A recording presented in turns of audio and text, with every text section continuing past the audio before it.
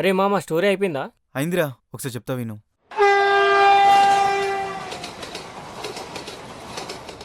వస్తున్నానమ్మా, ఇప్పుడే స్టేషన్లో దిగా. హాస్పిటల్కి అరగంటలో వచ్చేస్తా.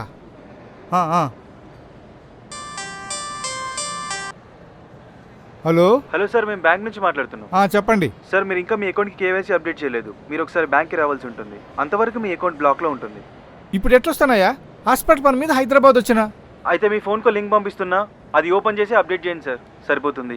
నాది చిన్న ఫోను, గవని నాకు తెలియదు. సరే సార్, మీ పేరు ఆధార్ నెంబర్ చెప్పండి, నేనే ఇక్కడ అప్డేట్ చేస్తాను సార్. సరే, నా పేరు రాజయ్య.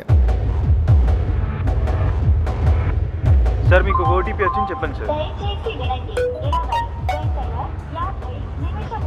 423 423 145.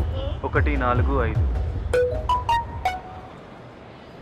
బాబు బాబు, నా ఫోన్లో డబ్బులు కట్టాను బాబు. బాబు బాబు కొంతకాలంగా కేవైసీ అప్డేషన్ పేరుతో సైబర్ నేరాలు విచ్చలవిడిగా కొనసాగిస్తున్నారు.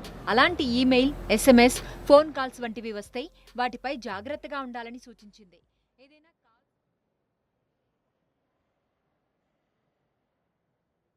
ఎలా ఉందిరా? అంతా బాగానే ఉంది, కానీ సాడ్ ఎండింగ్ అంటే.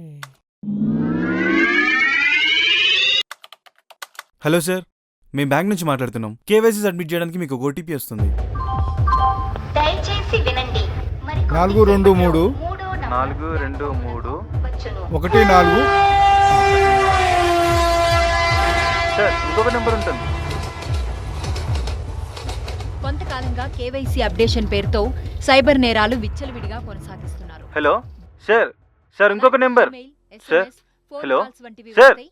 వాటిపై జాగ్రత్తగా ఉండాలని సూచించింది. 0. ఏదైనా కాల్స్, మెసేజెస్ వస్తాయి. సార్, తమ నెంబర్ వ్యక్తిగత తప్పని చెప్తాను సార్. వివరాలతో పాటు బ్యాంక్ ఖాతా మంచిది. వివరాలను షేర్ చేయవద్దని, నువ్వెవరో నాకు అర్థమైంది. యూజర్ ఐడి, ఫోన్ పాస్వర్డ్, పెట్టేరా. Debit card number, pin, CVV, OTP వంటి వాటిని షేర్ చేయవద్దని, ఒకవేళ షేర్ చేస్తే ఇబ్బందులు తప్పవంటూ హెచ్చరించింది.